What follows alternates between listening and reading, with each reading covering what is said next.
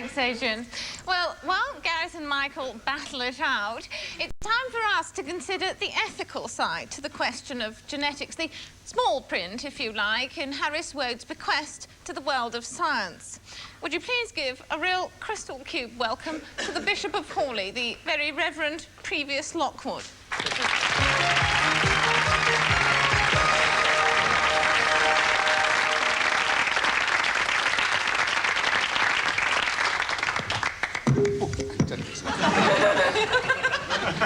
Good evening, Bishop. You are, of course, the co-author of the recently published pamphlet, The Church and the Gene. That's right, Jackie, yes. And what led you to write this pamphlet? Well, it's funny you should ask me that, Jackie, because there's a rather amusing story attached to that. The Sub-Council of Synod asked me if I'd be prepared to write the pamphlet. And so I did. Can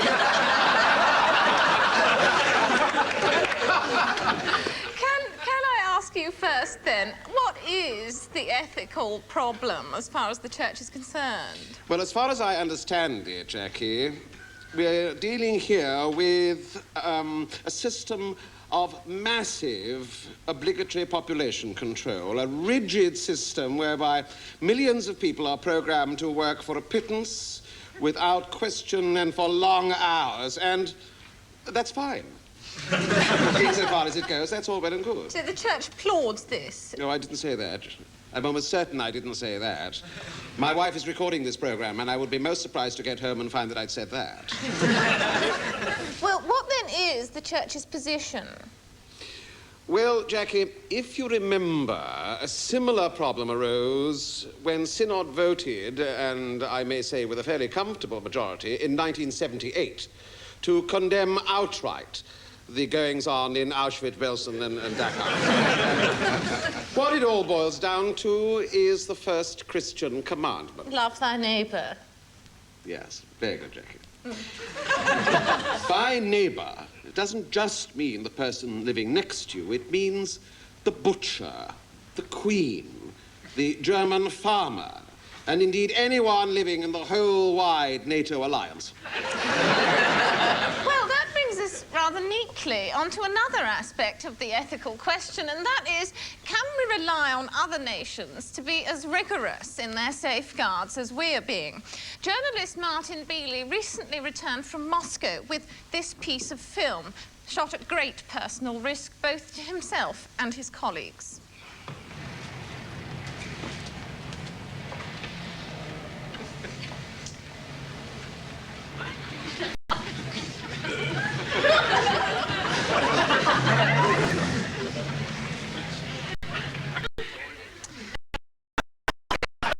Good evening. First of all, can I ask you, how on earth did you manage to shoot that piece of film? Well, it was quite simple, really, Jackie. All we did was cut a hole in the bottom of a duffel bag, put the camera inside the bag, covered it with a travel rug, slung it between the front and the rear seats in the vehicle, and then slapped the whole shebang on a 6-foot tungsten carbide tripod just to keep it steady. And in answer to your second question, no, we weren't scared. We had a job to do, and we did it. Our real coup came after 5 months waiting, and I believe we're going to see it now.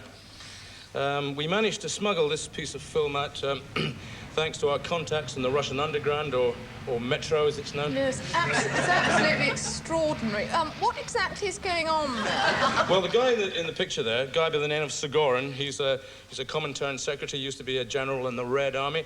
In the picture there, you see him handing over a briefcase which contains a coded report on what's become known as Operation Gregor. It's substantially the same as what's happening with Gareth over there, but as you saw, it's on a massive scale. So would you see the Russians as having some sort of master plan? Well, I think you'd have to be a bloody idiot not to, really, Jackie. I mean, really, you only have to go fishing to see what these guys are brewing up. And what exactly are they brewing up?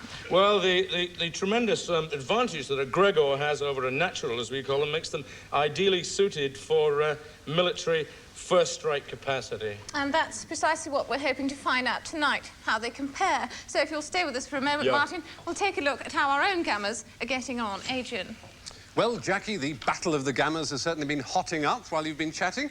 Max, do you think we're ready to draw any conclusions yet? Just stop now, both of you, please. I'm going to have to be candid here, Adrian. The performance of Michael has been, well, pathetic.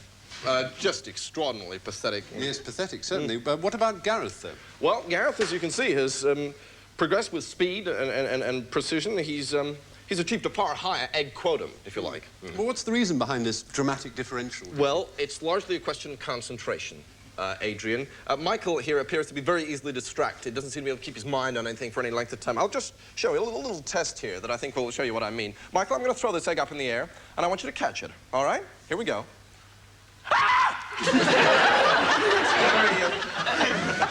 Very easily distracted. He doesn't seem to be able to focus. I believe you're going to step up the workplace stimuli. That is absolutely correct, Adrian, yes. What I'm going to do now, ladies and gentlemen, is I'm going to play the part of a factory foreman represented by this baton, and I have some new instructions to my workers. Now, Gareth, you've worked extremely well, but I'm afraid I want you to work twice as fast for half the money. Now, Leanne, I'm afraid you're going to have to work 3 times as fast because of your pathetic performance early on. Yeah, look. Look at what? Look at that. Pathetic. Is this sort of behaviour typical of an unprogrammed yes, it's gamma? pathetically typical, yes. Oh, physical violence. Do that again. Yeah, you're threatening physical violence now, are you? Well, I think we can certainly get a clear idea there of the kind of irrational behaviour an unprogrammed gamma is prey to on occasion, which would obviously cost his employer money. Jackie, shall we discuss? Yes, Bishop, can I just ask you very briefly, has what you've seen here changed your opinion of what genetic engineering might entail? Well, there is a problem here, Jackie. I won't call it an ethical problem. Let's, for goodness sake, leave that to the experts. There is a problem of the sharing of the benefits of this project. And on that, I urge caution. You people are living in cloud cuckoo land. If you think the Soviets are going to urge caution, then I'm afraid you've just bought yourself an ivory tower, because these guys mean business. Yes, well, I take your point, Mr. No, I'm Beebe, sorry, but you don't know these guys. You don't know how their minds work. I beg your pardon. I do beg your pardon, but Horley has been twin dioceses with Varunchka for as long as I Thank you so much, Bishop. And now... It's the same with the church. The Russian Orthodox has slowly been building up its congregational capacity for the last 20 years, and we've been sleeping. Well, thanks very much, Martin. I hope very much that this is the sort of the ground that we'll be discussing when we take in some of the views expressed by our studio audience. But for the moment, Adrian. Thank you, Jackie. Now, to add their comments, we're very pleased to be able to welcome along to the Crystal Cube studios Gareth's parents, who've kindly come along and consented to chat about bringing up their son, Mr. and Mrs. Well, I suppose Mr. and Mrs. 0001, is it? 3 zeros, yes. Hello. Hello, and thank you very much for taking time off to come and talk to us. Tell me, what was it that made you decide to donate Gareth, as it were, to science from the moment of his conception? Well... I think the idea's always been there, hasn't it? We were told that we could either have Gareth in the normal way, or we could accept a large sum of money and the chance to appear on national television. And the vicar, the Reverend Wright, he said it wouldn't stand against us on the last great day. So we went ahead and agreed. Jackie? Were you aware that members of the clergy were giving their support to this kind of scheme, Bishop? Was I aware? No. Am I a bishop? Yes. As a matter of fact, I know the Reverend Wright well. He and I are old sparring partners from my years in the ring. And he would never have given Gareth's parents this advice without consulting the relevant pamphletry and taking into account environmental factors. Adrian. Well, I'd like now, if I may, to bring in the natural gammas in our audience tonight. Max, what percentage do we have of gammas in the audience? It's roughly 71 percentiles, Adrian. 71% of you here are, in fact, natural gammas. Gareth, could you stand up, please?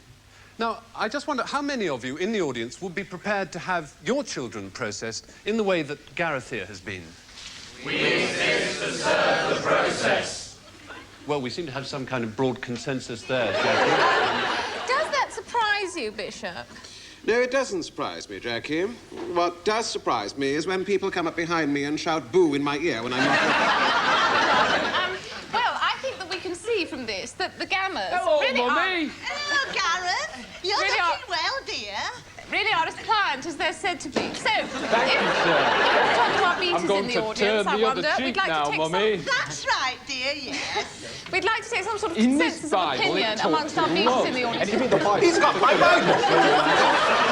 Can we get them back? Bishop, don't Give it to worry. him. And it says that Okay, it's wrong to go around if we could just hitting turn to our each other. beaters You're going audience to now, have if you done that. Just give me the Bible. He's got my Bible. Don't look at me. I've warned people about this time and time again. Where's your balanced deterrent now? Read your Bible. I get Let me my show you freaking what I Bible. love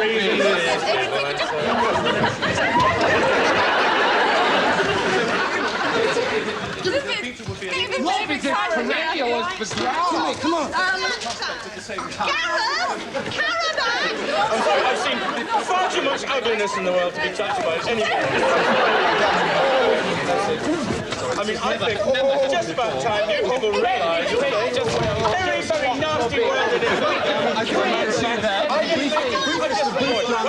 Into the crystal cube shows us that whether we want them or not, these developments will happen, and we must decide later on, in the last analysis, whether they are good. My thanks tonight go to Adrian, to Jackie, Max, and all our guests. Next week on the Crystal Cube, we will be looking into the British theatre. Has it become a kind of institution for purveying live drama to paying audiences? We'll be bringing you a filmed report, live discussion, and more studio. Until then, goodbye and good night.